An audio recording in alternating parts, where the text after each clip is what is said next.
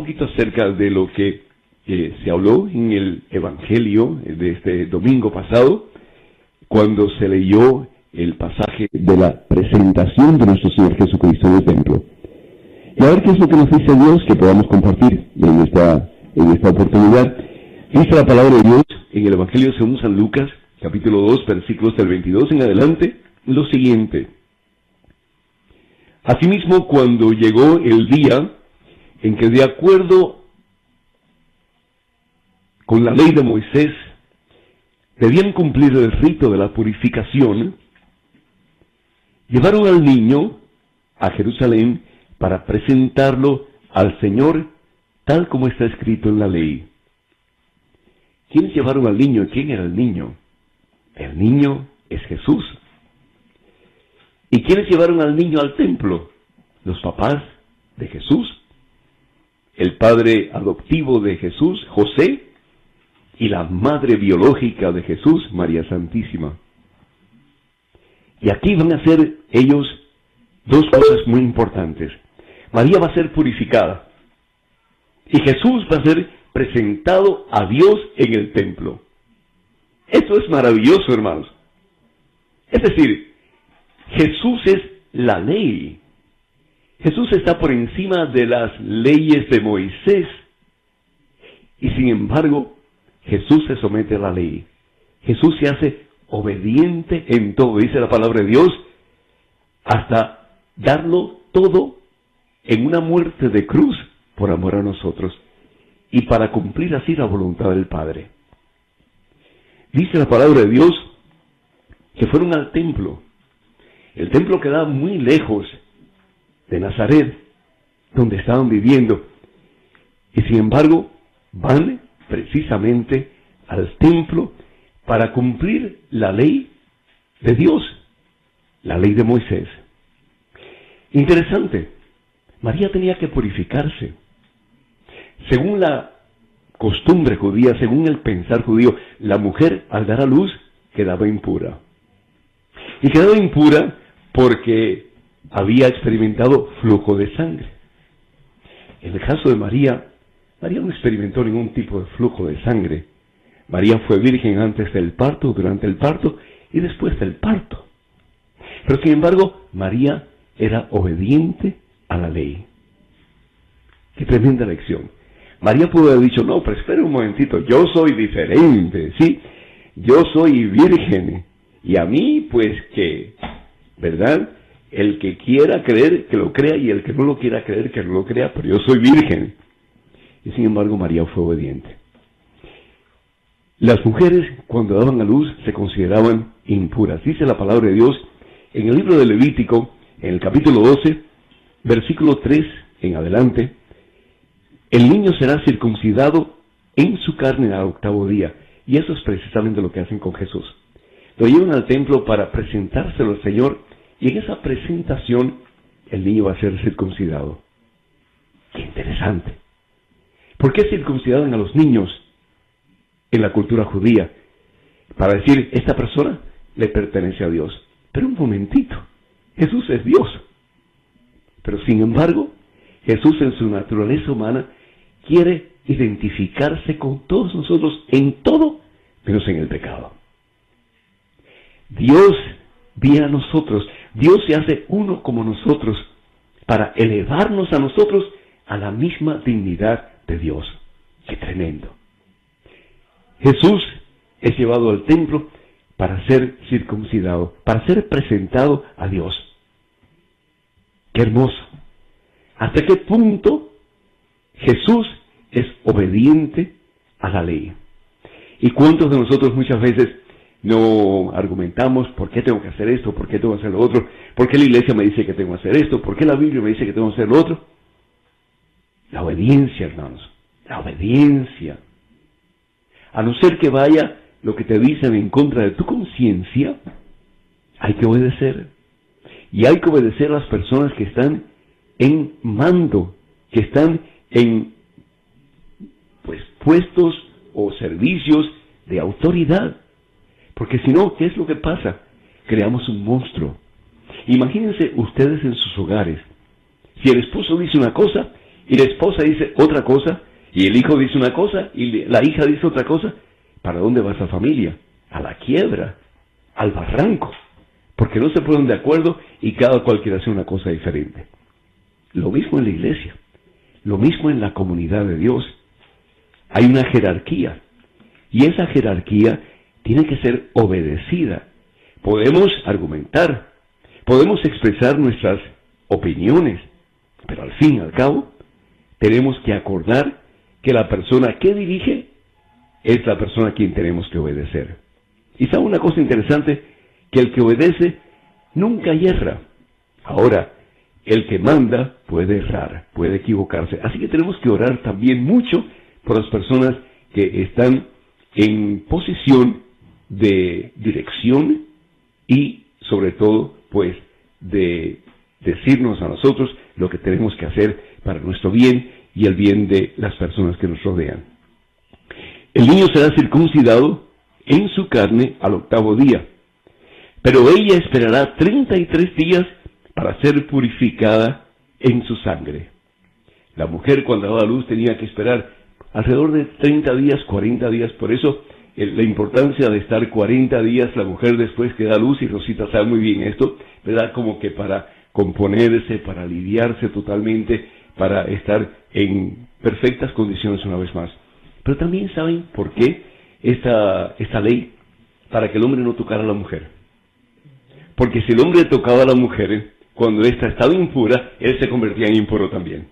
Entonces, para beneficio de la mujer, para proteger a la mujer del hombre, del esposo, entonces la mujer era considerada impura hasta que pasaba este tiempo de rehabilitación, de restablecimiento de su propio cuerpo. Bendito sea Dios. Es decir, todo tiene un sentido, un propósito.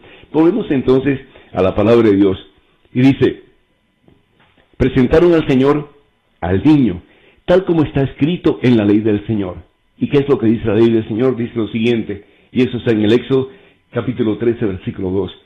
Todo varón primogénito será consagrado al Señor. Y también ofrecieron el sacrificio que corresponde a la ley del Señor, una pareja de tórtolas o 2 pichones.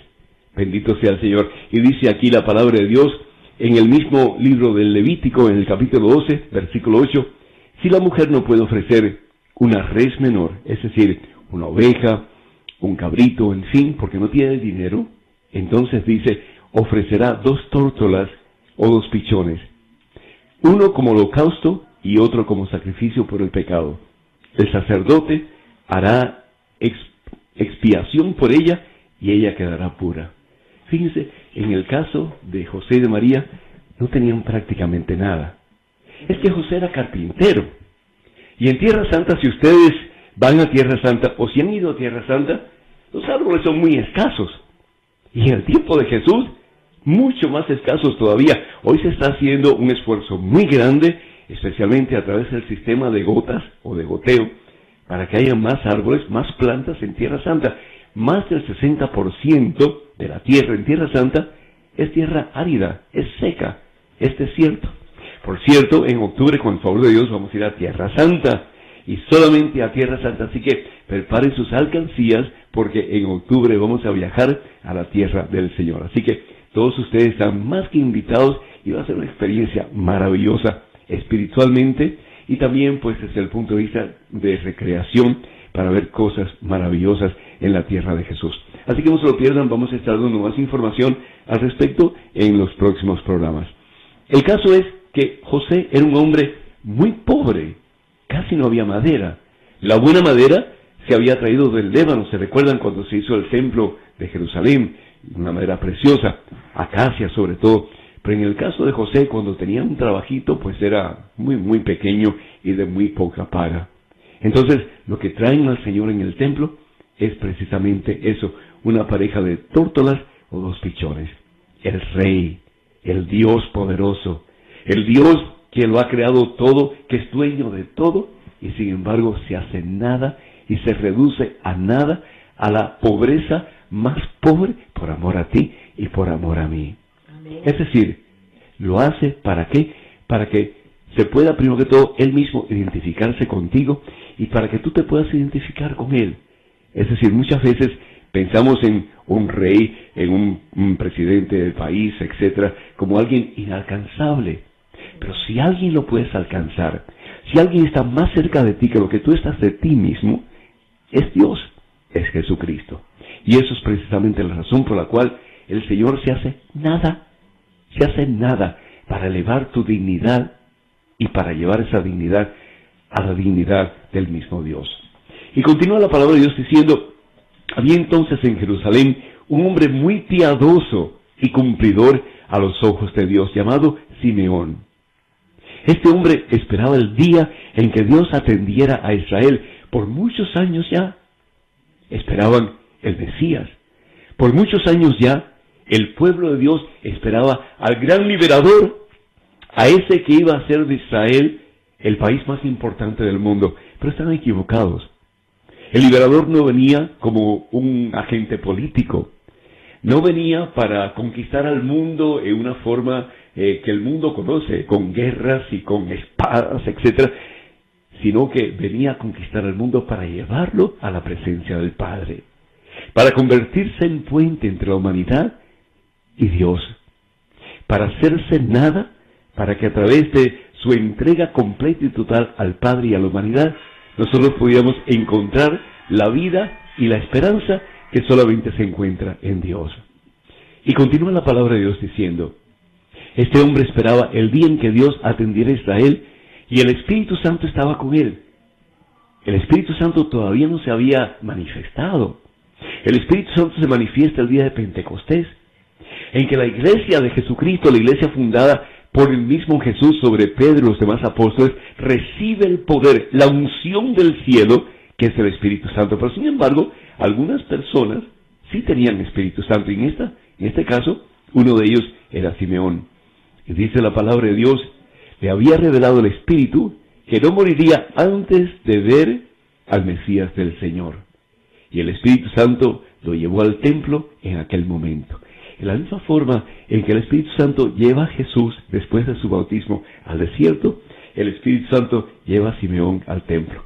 Qué hermoso dejarnos guiar por el Espíritu Santo de Dios, que al fin y al cabo es amor, para que la obra de Dios se cumpla en nuestras vidas.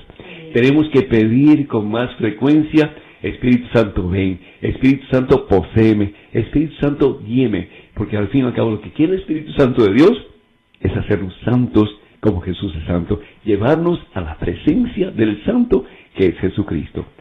Y termina la palabra de Dios diciendo: como los padres traían al niño Jesús para cumplir con él lo que mandaba la ley, Simeón lo tomó en sus brazos y bendijo a Dios diciendo. Simeón lo tomó en sus brazos.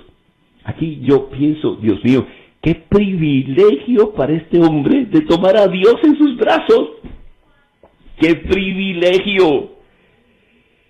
Cuando uno hace las cosas bien, cuando uno hace las cosas de Dios, cuando uno obedece a Dios, Dios les retribuye el 100 por 1 aquí en este mundo y la vida eterna. Pero si bien es cierto que este hombre tuvo el gran privilegio de tener en sus brazos al mismo Dios, imagínense el privilegio que tenemos nosotros sacerdotes de poder tener en nuestras manos al mismo Dios que por gracia de Dios y con la autoridad de Jesucristo hemos consagrado para que esté en esa hostia consagrada y en ese vino consagrado. Qué privilegio el de los sacerdotes. Qué gracia tan grande el de poder tener en nuestras manos a ese Dios que ha venido a nosotros a través de una sencilla oración que conocemos como la oración de consagración. Gloria a Dios. Y dice la palabra de Dios que Simeón dijo: ahora, Señor, ya puedes dejar que tu servidor muera en paz, como le has dicho, porque mis ojos han visto al Salvador que has preparado y ofreces a todos los pueblos, luz que se revelará a las naciones y gloria de tu pueblo Israel. Simeón está haciendo una gran profecía, que Jesús es la luz que viene a iluminar el camino de tantos que viven en oscuridad. Jesús es la luz del mundo, el que viene a enseñarnos el camino de la vida, el camino de la verdad, el camino de la salvación. Y es no solamente el camino que da luz a los judíos, pero también el camino que da luz a los paganos, a los gentiles, a esos que hasta el presente no conocían al único y verdadero Dios.